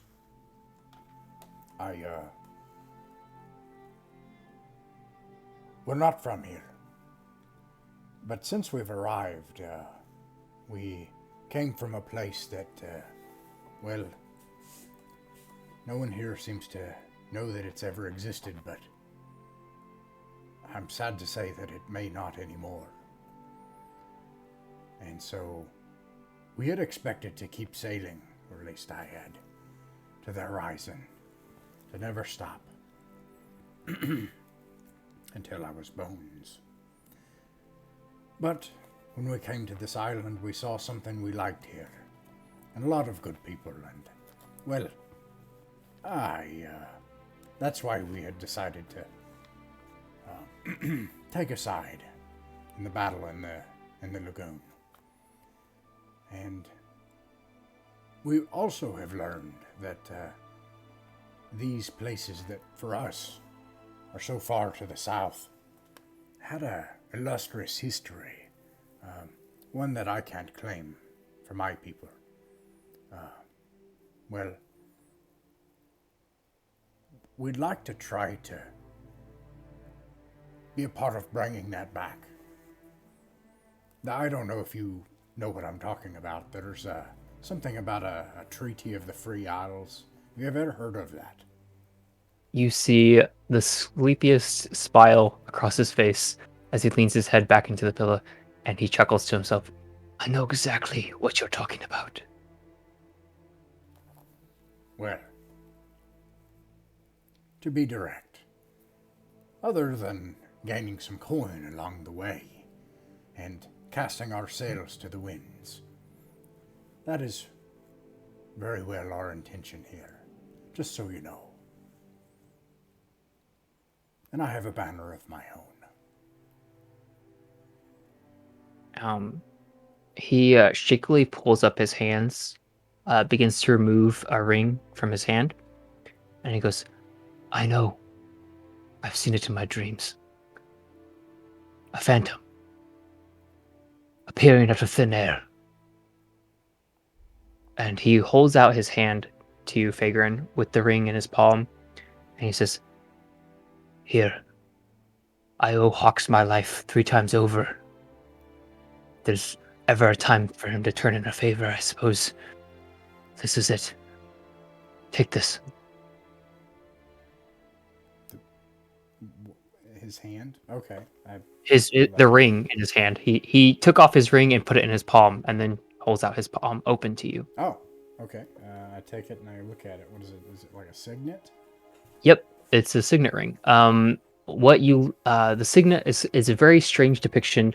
It looks like 2 flames, intertwined, like 2 very distinct flames. One is kind of raised, and engraved, and the other one is kind of shallow, but inset with fine. I think Fagan would notice it's platinum, like a very reflective platinum.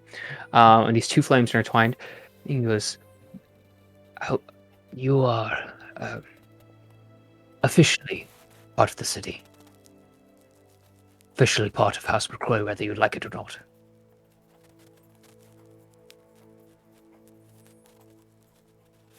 I give the ring to Floki.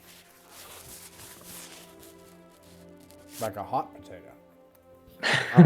I'll look at the ring just a few moments and then quickly slip it on and then possibly slip it back off a finger and find a finger that it fits.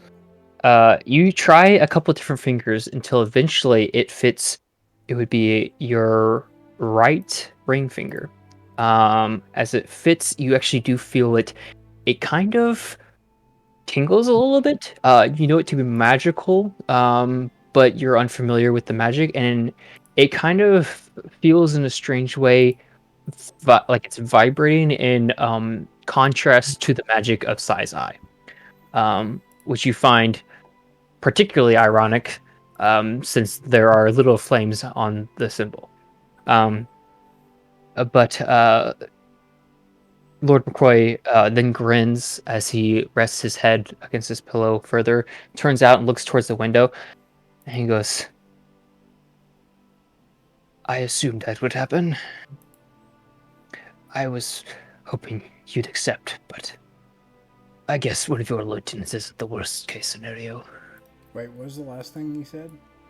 I assume that one of your lieutenants is the worst case scenario.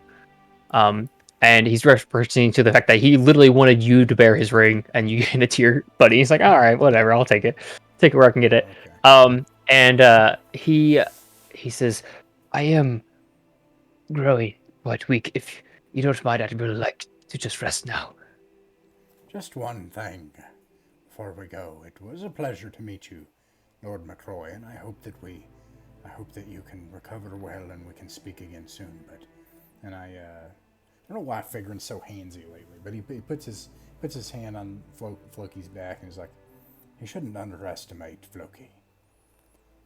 He was the one with love for this place, and he'll be the one to turn it around if anyone can. Feghrin, you notice as you're saying this, he's looking out the window, and he's got a smile on his face, but he is actually like weeping. And he's trying to do it with poise and grace, but he's quickly falling apart. Lord McRoix, before we depart, is there anything that we can do for you?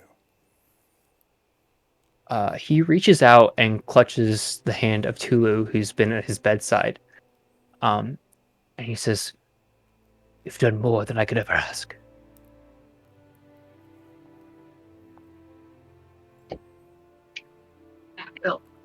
We thank you, good sir. You sleep well. And if you need something, don't call on me because I'm not that good at following orders. But you can call on Feghrin. Right, Tulu, you get an inspiration for that.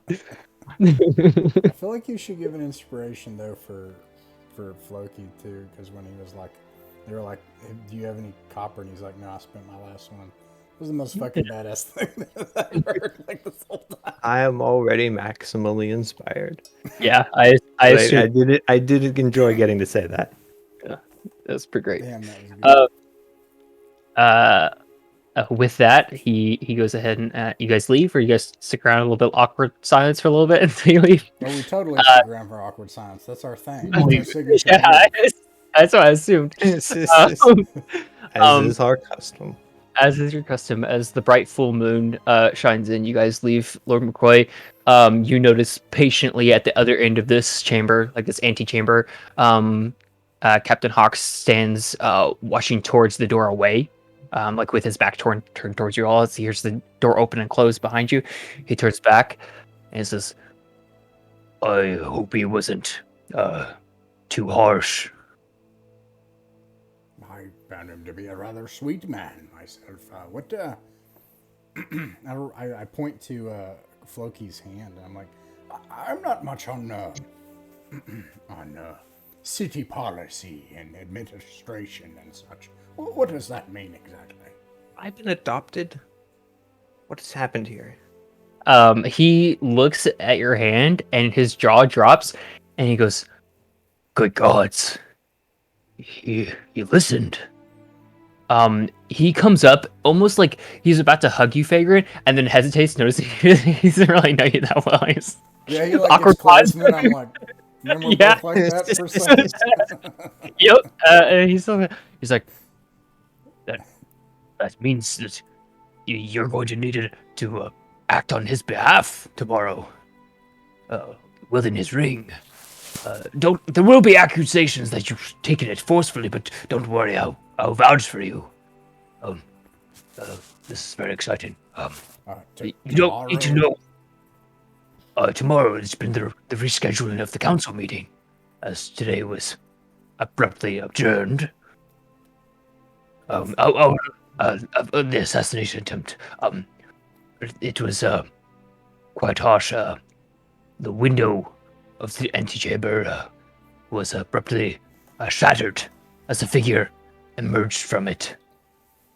Draw forth a wand, cast a terrible spell. I've never seen anything violent and cruel. It was even from that far away, I felt it. What did the figure look like? Did they have an appearance? The description we have gotten so far is human, bright red hair, about shoulder length, thin, about 5'11" height. Garbs of mostly tan, brown. Not exactly the most stealthy of things, but they did attack at midday, so don't think they cared much about being hidden.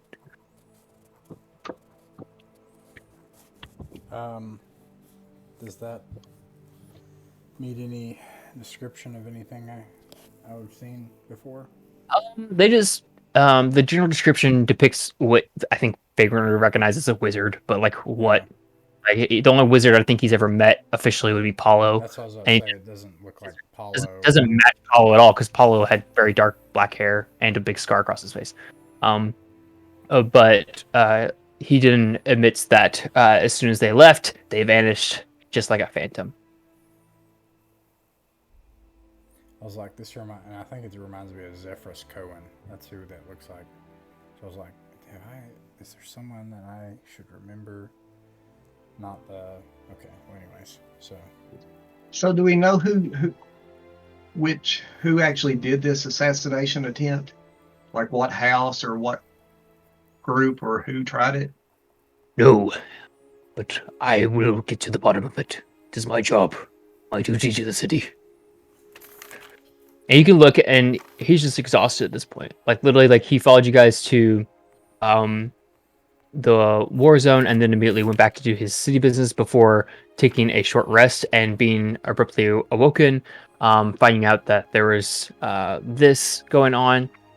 And like his description made it sound like even though he wasn't there, He has his like hyper senses that he has, because he's got his like large bestial form too, and he's got some like stuff going on there. But you can tell he's like gone a day and a half without sleep, and after fighting like that army of people on the ship, like he's beyond exhausted, and he's just like he feels so much duty and I don't know, responsibility that he hasn't like even thought about going to bed.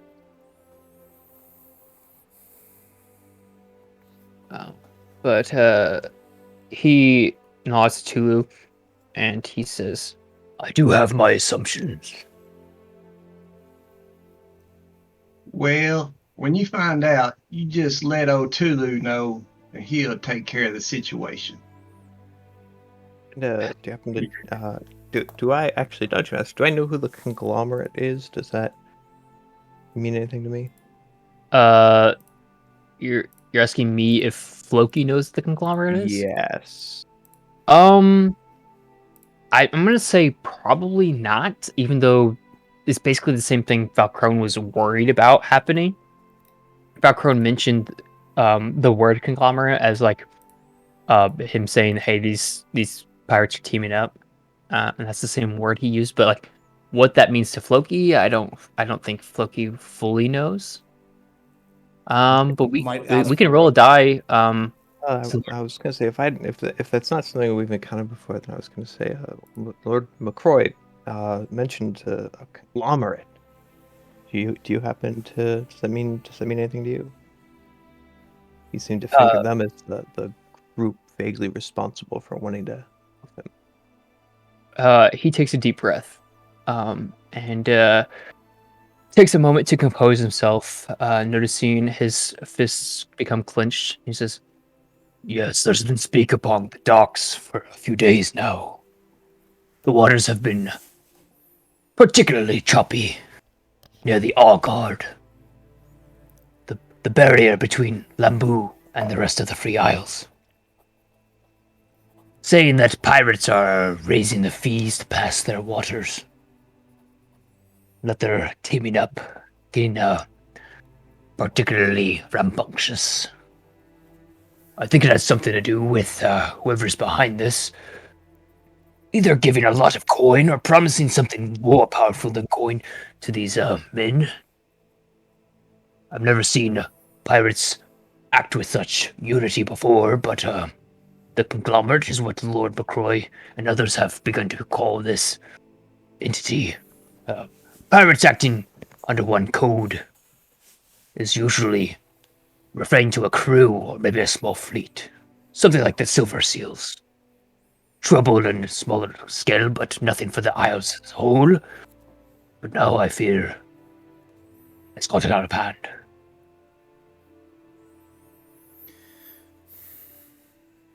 You said that That's- this. Oh, sorry. Go ahead. I was just gonna say that's what I suspected that he might have been referring to. Captain Hawks, you said that the city was corrupt. Do you suspect that there's anyone on the council or among us that might be not faithful? House Lubank has been on my mind and within my sight for a while. The Rugio has always been bitter since he was sent off to the what was Northwind Point, that's what it's called. Northwind Point on Desosa. Ever since then, the whole family has been not understanding as the others as they used to be, and thus they have been on my watch list for a while. What their true motives are, and if they are truly guilty, is beyond my knowledge at the moment. But I have my best spies on it right now as we speak. I realize that I've made a mistake, but we can't allow it to go any further. I don't mean to say anything about your guards, Captain Hawks, but I revealed that we plan to sail for Splinterdish or out and into the sea, find our crew. I think we should keep that among ourselves from now on. If there's anything else that we can accomplish at sea while we're out there, we should know now. After the city council tomorrow, that's what we plan to do. More than anything, we need to get our crew back. He nods. He says, "Aye." And he hands you this small jar with like an orange liquid inside of it. And he says, If there's any responsibility I would hand to you, it's to keep that blue rot out of the city. Especially if you're heading to Splinter Dish. Is this blue rot that you're talking about the blight that we see up around the double fruit? he takes a moment and like takes a deep breath. You notice it's like he sniffs you from across the room, and he says, No. You've been to the Grove, though. You betcha. I'm trying to figure out how to clean that mess up y'all got going up there. he wipes his brow and he rubs his tired eyes for a moment, and he says, And you survived. Well, of course. I mean, I had some beetle-like creatures trying to kill me, but I took care of them real quick, of course, because I'm powerful. But yeah, I've survived. I've made some friends too. Interesting. No, little one. Master Tulu. They are not the same. Strange you call it a blight. It's more of an infestation. Large mounds of their wax-like structures began to grow, and the more we tore down, the larger and more of them begin to grow back and fight back, and I eventually decided to pull back my men and just let them have the grove. And ever since then... sorry, go ahead. No, so this blight is actually a disease, or do you think it's actually like these creatures, these beetle-like creatures, got something to do with it? I'm trying to figure out how to destroy this blight. He kind of scratches his head for a moment, and he goes, The blue rot has been found to have a weakness of flame, but I've not yet found any weakness of the creatures in the glade. Weakness of flame. All right, well, hey, Floki, I'll talk. You seem like the guy that's good with poisons and all this disease and stuff like that. I'll talk to you after in a bit about it. See if you come up with any ideas. Does anybody recognize what the orange fluid is? each of you can make an Arcana check if you'd like.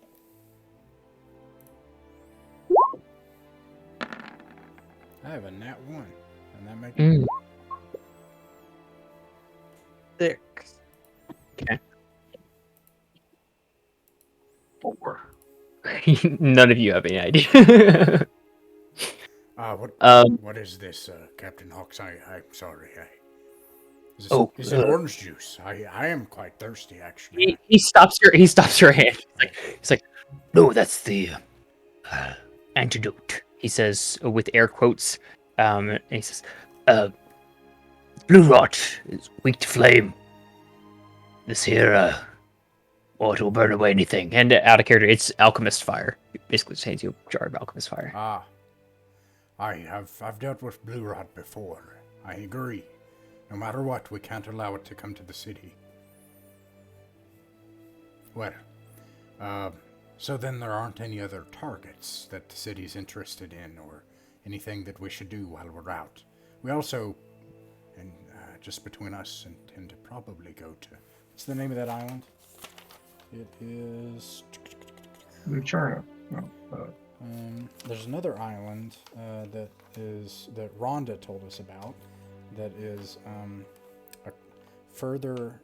I got the impression it was west of Splinter Dish. Sort of a vertex. You mean Bayakava? Yes. Splinter Dish first, then Bayakava next. There's a genie there. Be a good hiding spot. Yes. So, I'm sorry. if the city has any objectives, if there's any information you have on this conglomeration, we might be able to disrupt their operations while we're out. He nods and he says, The city, I'm sorry to say, it's not on our side. I suppose There we'll are see very that tomorrow, few. aye. Right, there are very few which I would trust with such information. Lord McRoix, myself, Feghrin, and a few others. I'm afraid that at this particular time, there are very few that we can trust. I'm sure. It is no responsibility of yours that the city falls under. That is my own. Like I said, just keep Blue Rot away. And in a few days' time, I may have more responsibilities to fall to you. But as of now, He turns to Floki. He points at you and he says, you arrive tomorrow. And do your best to act within the interest of the city. I can certainly try. If that ring is not present, be a sign of weakness, which I believe to be the true goal of this assassination attempt, to make House McCoy seem weaker. It is already a proven fact that the double fruits have ceased, and there's also rumors that the Ashstone mines are wearing thin. If their pockets are emptied, then there's nothing left but the head to chop off, and House McCoy will be erased. And one less table will sit around the Council of the Free Isles. All right.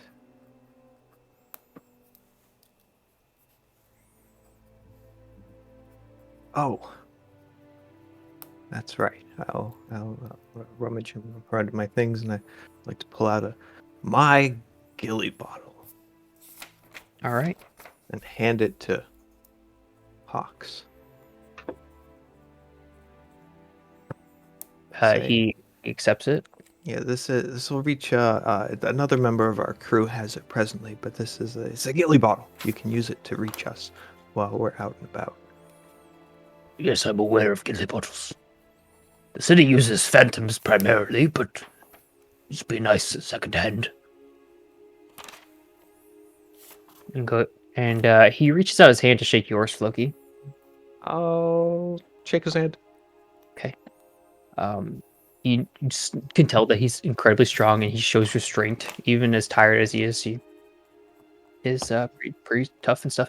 And he nods and then wipes his brow out again and says, I have other duties. Please don't forget to hand that to Feghrin. Aye, we will. Right. Tulu just shakes his head and says, I'm glad all this politicking and stuff is over with. This ain't much in my game. I need to go back out in the woods or something. Well, I have He starts a walking job out. for you, Tulu. Tulu acts like he doesn't even hear him. He starts look at keeps on this. walking. He's taken over the city. He's already bossing us around, Tulu. I know. I don't know who this guy thinks he is or not. I'm He's going to go becoming a talk. politician already. He is. I'm You trying. know he's going to be lying all the time. But it's clear what we need to do now. Tulu, We got to kill. your hat. Can I see your hat? I gave this hat to you. You gave it back. You can keep this thing. I take my jacket off, the beautiful blue Timothy the Toolman Taylor jacket, and I put it on Floki, and I put Tulu's hat on. I'm like, Yes. there, Oh, now God. you look like a local politician. And now you have +1 to charisma. And With the hat advantage on on. persuasion checks. I think he already had the hat, but that's I okay. already had the hat. You also have the jacket, so now you do have the. I'd like to do the thing with the jacket that people do with like sweatshirts, where I like tie the arms around my waist. Nice. There we go. That's more my yeah. style. Oh. So now you have advantage on charisma checks too. Love to hear it. I want that You're- back, though. Nope, too late. No, it's a nice jacket. We get you Timothy and make you another one. All right, where do you guys go now?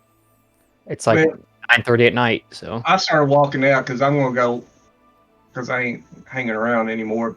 but I wanted to talk to everybody outside. I thought we were doing that. Sorry, that's.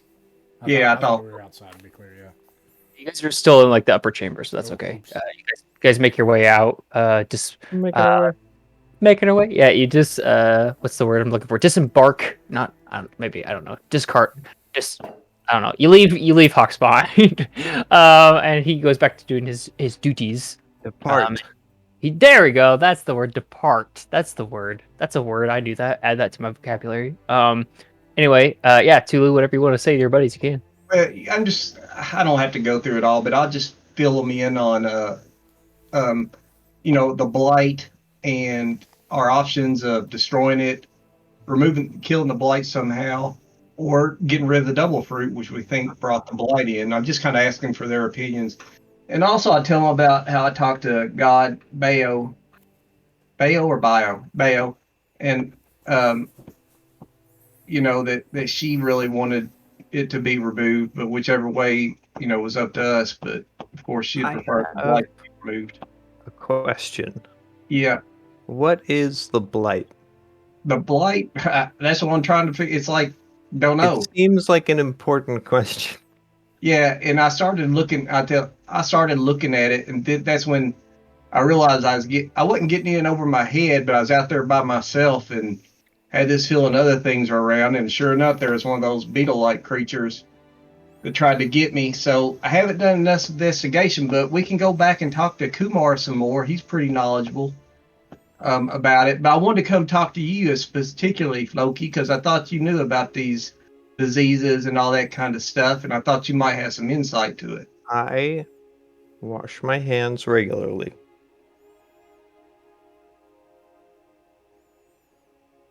I don't know what more you're expecting from me.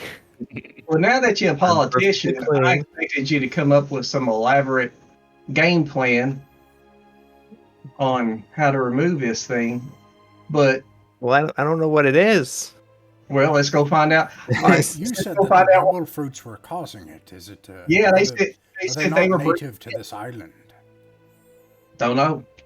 No, they're not. And I explained how, which I can't remember all the details, but how who was it that actually started messing with the fruit to enhance its nature? Who was it? He said one of the elves or something. I'm not gonna make you roll history. It was the Rugio. The root. Yep, I got it. Hey, I had it written down. Rugio cultivated part of the seeds now that was never meant to happen, and then the blight formed another realm, blight from another realm. Well, But, Rugio is a member of House LeBlanc. So we could kind of try to eliminate the fruit if we wanted to, which Kumar, he's a pretty knowledgeable guy. He thinks that'd get rid of the blight. But I don't necessarily want to get rid of their, it's got some medicinal purposes to this enhanced Spice double. melange. It's what? The spice melange. And then he metagames. You couldn't help it. Yeah. You couldn't help it. I mean, I get it. It's nutritious. It extends life. I agree. I think destroying the fruit would be really bad. So yeah, I want to figure out how to get rid of this blight. So that's one thing I'd like to do. But don't we need to bury those barrels right now? If this is a machination of House LeBlanc, then it seems to me that tomorrow, Floki, when you confront the city council and you gain an idea, get a reading on these people, Rugio may actually be there. It seems like he's likely to be your most heated adversary tomorrow. Okay, so this modification to the double fruits was recent then. I was under the assumption it had been around forever. This guy's still alive. Well, however long that the double fruit's been one of the main, things for the city since it's been enhanced and gives all these, nutritional properties. I thought that was a very long time ago. Dungeon Master, I require a timeline. Okay, so the double fruits have been around a while. All right, they were explained to Floki to have been a gift from the Fae, that it was like a sign of unity. They have recently, within the past couple of years, have been cultivated, and what's the word I'm looking for? Uh, Distributed, or rather, like uh, not produced, but like Turned into an uh, agricultural product. Genetically yes, modified. genetically modified and like sold, and like on the scale of like way more than naturally possible. They were GMO enhanced to grow, faster and whatever else. Magic mumbo jumbo. And now there's a blight, whatever that means. Yes. It seems if we can gain some more insight into Ruggio's involvement, we could also learn more about the city as a whole. And that, It, I mean, I know we're talking about House LeBlanc, but do we know that House? And no offense, Loki, I know you're in with them now, but do we know that House McRoix is on the good side of things? Or aren't they the lead house? I thought that they were, I thought they were involved in double fruit cultivation to some extent. Well, I think it would be kind of clear that if the city is selling them and the people who run the city are selling them, then they're kind of involved in that matter. But it was clear from Tulu's interaction with Kumar that House LeBlanc was kind of behind the commercialization. That's the word I was looking for before. Commercialization, like the overhead of producing the product and selling it. But yeah, House McCoy is kind of like the figurehead of the city. And also, talking about that, the slavery that's going on, is House McRoy kind of involved in that since they're kind of the lead house? One would assume. Okay. And so now you're in charge of slavery? Just saying. I have the power. I'm just saying. When we need to, bring Kleroki up to speed on this stuff. So some There's things. certainly, man, there's just quest log is so long now. yeah. Hey, let's mark one off the list and bury those barrels. I was going to propose we have a map of this area, and Feghrin incorrectly located Mudport on the other side of the island. And I was just thinking, why not where X marks the spot? Why not bury the barrels somewhere in the vicinity of where Feghrin thought Mudport was? It seems like a pretty out of the way location. We should establish a cache on the way to Splinter Dish, even a secret harbor of our own to bury the barrels. Yeah. Well, I'll go with whoever buries the barrels because I can kind of manipulate the ground a little bit. It'll make it easier for us to bury the barrels if we're going to put them in the ground. Oh, well, oh, you mean during the council meeting? I don't know that we can make it out of the lagoon and back in that time. Can we? Out of character, is it physically within the physics to sail out of the lagoon and back? If you guys want to stay together, I think it would be pretty difficult to make it. I mean, if you leave tonight, you can definitely do it. But if you wanted to like wait in the morning and then do it, it'd be pretty difficult to make it back in time. But also, out of character, I think it's very clear that really only Floki needs to be present for the thing. If you guys want to separate and do that, that's perfectly valid too. The last time, I would just like to suggest, put it out there, that the last time someone showed up at a council meeting wearing this specific ring, they were assassinated. So I might appreciate having you guys provide me moral support at the meeting or in the vicinity so that my odds of death are reduced. Let's just all go together. We do the council meeting, we sail out, we establish a cache, we go to Splinter Dish, and that's when I was thinking we could establish a cache while we were leaving on our way to Splinter Dish.